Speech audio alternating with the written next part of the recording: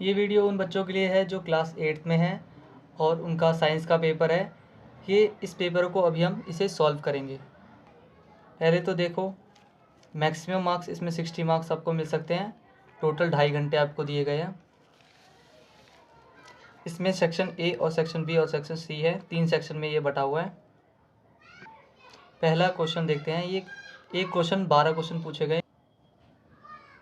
First question, fossil fuels are formed from the dead animal of living organism. ये true है, सही बात है ये। Sound can easily travel through vacuum. No, vacuum में sound travel नहीं होती है, तो यहाँ पे आप फॉल्स लिखोगे, ये स्टेटमेंट फॉल्स है। Wheat are part of kharif crop. Kharif crop के पार्ट नहीं है ये, इसका आंसर फॉल्स होगा। We can not survive without atmospheric pressure. Yes, statement is true. Dash was used in railway engine to produce steam to run the engine. Coal, आप यहाँ पे coal लिखोगे। Sound can propagate in gas, a liquid and a solid. यहाँ पे solid लिखोगे, SOLID, solid. Fertilise egg is also known as viviparous. इसको यहाँ पे लिखोगे VIVIPAROUS।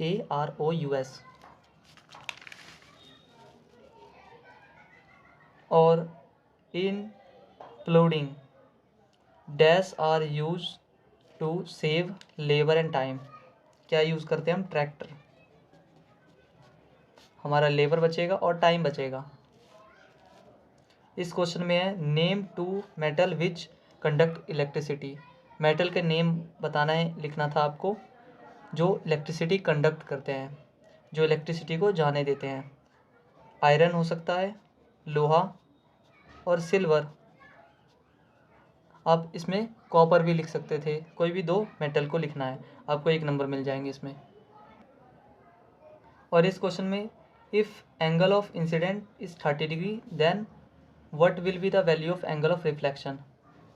एंगल ऑफ किसी प्लेन मिरर से एंगल ऑफ रिफ्लेक्ट इंसिडेंट अगर होगा 30 डिग्री, तो एंगल ऑफ रिफ्लेक्शन भी 30 डिग्री होगा। ये लॉ है प्लेन मिरर का।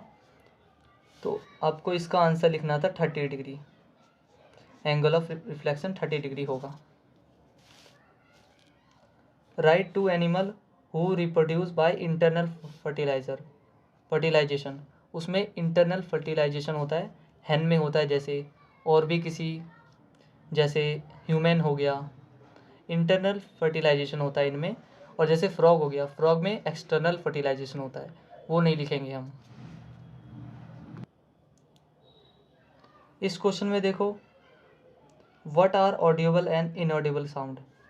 ऑडियोबल साउंड जो हम सुन सकते हैं, जो हमको सुनाई दे सकता है, और इनऑडिबल साउंड भी होते हैं जो हमें सुनाई नहीं देते हैं। ऐसे बहुत सारे साउंड हैं, तो आपको यहाँ पे लिखना था इनऑडिबल और ऑडियोबल की डेफिनेशन। क्वेश्चन 7 में देखो, define contact force. Contact force को डिफाइन करना है जब कोई भी 2 सॉलिड कांटेक्ट में होते हैं, उनको कांटेक्ट फोर्स कहते हैं। ये कांटेक्ट एक दूसरे से कांटेक्ट फोर्स, इस पर फोर्स लगेगा तो इस पर भी फोर्स लगेगा। आपको इस तरह एक्सप्लेन करना था। Full form of CNG। Full form of CNG क्या होता है? Compressed natural gas.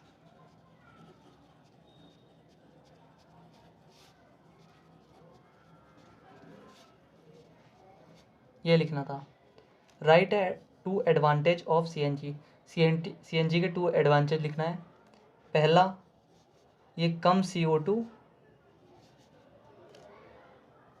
CO2 exert करता है जब इसको बर्निंग करते हैं, CO2 लेस।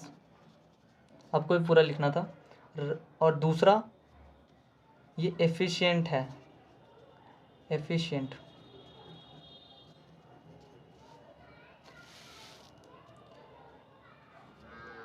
आपको ये और वाला लिखना है, आपको ये दोनों आता होगा तो आप इसे नहीं लिखना है। अब 10वें क्वेश्चन में देखो, write 3 characteristic of image form by plane mirror. Plane mirror से कोई इमेज फॉर्म होती है तो उसकी कैरेक्टरिस्टिक लिखनी है। पहले तो एंगल ऑफ इंसिडेंट और एंगल ऑफ रिफ्लेक्शन सेम होता है?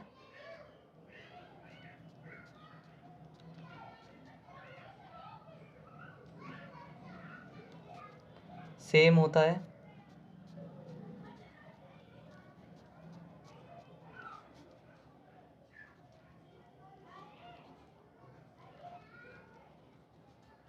और दूसरा, ये इंसिडेंस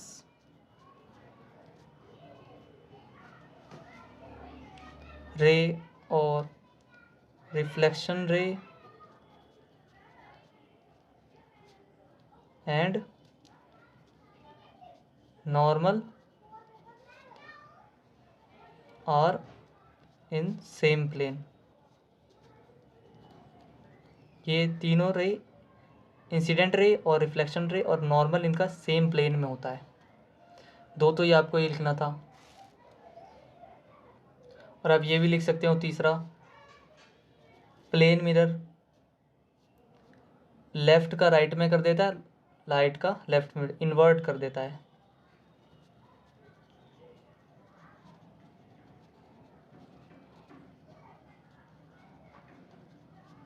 इन्वर्टेड इमेज फॉर्म होता है।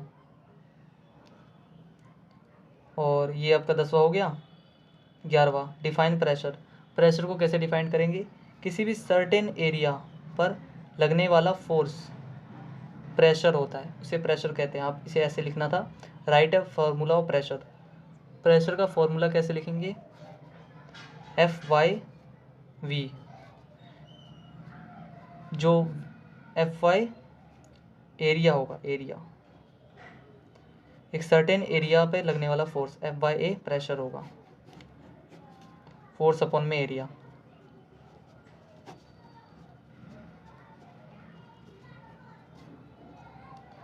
और do liquid and gas exert pressure? Yes, yes लिखना था आपको। इस क्वेश्चन में देखो, इसे नहीं मानोगे, सब गलत है। कोई सा कॉमन साल्ट, कॉमन साल्ट को मिलाएंगे हम इससे, है ना। शुगर को इसी से, जैम एंड जली। विनेगर, विनेगर को मीट एंड फिश, इससे मिलाएंगे। और ये टेट्रासाइक्लिन एंटीबायोटिक, इसको एंटीबायोटिक से मिला देंगे, एंटीबायोटिक। और वायरस, वायरस को मिलाएंगे एड्स से, प्लाज्मोडियम मलेरिया। यह आपका सही होगा। फिर 13 क्वेश्चन का देखो, क्वेश्चन नंबर 13, 14 और 15 तीन क्वेश्चन है, स्कोरिंग क्वेश्चन है, तीनों 6-6 नंबर के हैं। और आपके तीनों क्वेश्चन अगर आप कर लेते हो 6 3 जा 18 मार्क्स तो कहते हो यही हो गए। क्यों? क्योंकि ये बहुत आसान क्वेश्चन होते हैं। ये तीन क्वेश्चन बहुत आसान आए हैं आपके 18 मार्क्स के। इन सभी को आपको सही करना है ज़रूर। पहला देखो 13 का, which one is not kharif crop? इसका आंसर होगा मस्टर्ड। और rabi crops are sown in October at 2 March, ये सही है। Which one is not step of agriculture? Sowing, irrigation, harvesting, ये सब तो स्टेप है एग्रीकल्चर के, लेकिन रेन नहीं है। इस पर आपको टिक करना है। और ये और वाला क्वेश्चन है, आपको 3 क्वेश्चन अगर आपने किए हैं तो इसको नहीं करना है। कोई सा 3 आपको अगर नहीं आता तब करना है इसको। तो तीसरा ये है, manure is an organic substance obtain from decomposition of plant waste, animal waste, factory waste. तीनों ही से होते हैं, इससे नहीं होते, फैक्ट्री वेस्ट से नहीं होते। आपको यहाँ पे बोथ लगाना था, plant waste and animal waste. तो यहाँ पे आंसर बी आपको लिखना है। क्वेश्चन 14 देखो, इसमें पहले तो आपको इसको पढ़ना है। ये मैग्नेटिक इफेक्ट से रिलेटेड है, करंट वाले चैप्टर से है ये। Which equipment use magnetic effect of electric current? Magnetic effect of electric current कौन सा इक्विपमेंट यूज़ करता है? बाइक इंजन नहीं हो सकता, इलेक्ट्रिक मोटर ये हो सकता है। टॉर्च में भी, टॉर्च में तो लाइट का यूज़ होता है। इलेक्ट्रोप्लॉटिंग इसमें भी नहीं होता। ए आंसर आपका सही है। Fuse wire has high melting point, high melting point नहीं होगा, क्योंकि हाई मेल्टिंग पॉइंट होगा तो फ्यूज़ रहेगा ही नहीं, वो ब्रेक डाउन करेगा ही नहीं सर्किट को। लो मेल्टिंग पॉइंट, हाँ उसका लो मेल्टिंग पॉइंट होना चाहिए। नो मेल्टिंग पॉइंट, नो कोई मेल्टिंग पॉइंट ऐसा नहीं हो सकता कि उसका कोई मेल्टिंग पॉइंट ना हो, या फिर वो ज़रूरी नहीं है नॉन मेटल हो। इसका आंसर सी होगा आपका, low melting point. Low melting point होगा तभी तो वो जैसे ही सर्किट में करंट बढ़ेगा वो हीट करेगा और वो टूट जाएगा, सर्किट ब्रेक हो जाएगा। MCB is used in house to increase voltage, नहीं। इंक्रीज करंट, नहीं। ब्रेक द सर्किट, सर्किट को ब्रेक करने के लिए यूज़ होता है। बोथ बी एन सी, ये भी गलत हो गया। एमसीबी, जब सर्किट में करंट ज़्यादा बढ़ता है तो एमसीबी गिर जाता है और सर्किट ब्रेक हो जाता है, जिससे हमारे इक्विपमेंट बच जाते हैं फ्यूज होने से। और वाला एक क्वेश्चन ऑप्शनल क्वेश्चन है, इसमें से अगर क्वेश्चन नहीं आते आपको तब ये करना है। Needle of compass point toward, ये तो बहुत आसान क्वेश्चन है। कंपास का नीडल किस साइड होता है? नॉर्थ किस डायरेक्शन में होता है? साउथ तो लिखना ही नहीं है, ईस्ट भी नहीं है, नॉर्थ साउथ भी नहीं है। ये नॉर्थ साउथ मतलब नॉर्थ और साउथ के बीच का। ये आपके लाइट वाले चैप्टर से है, मिरर ऑब्जेक्ट इमेज, ये सब वाले चैप्टर से। क्वेश्चन नंबर 15 है आपका, लास्ट क्वेश्चन है ये भी आसान क्वेश्चन है। Which of the following only forms virtual image, कौन सा हमेशा वर्चुअल इमेज ही फॉर्म करेगा? तो इसका आंसर होगा कॉन्वेक्स मिरर। कॉन्वेक्स लेंस नहीं हो सकता, convex lens real image form कर सकता है। कॉनकेव मिरर भी रियल इमेज फॉर्म करता है, नो ये भी नहीं होगा। ये आंसर आपका करेक्ट होगा। पहला क्वेश्चन हो गया।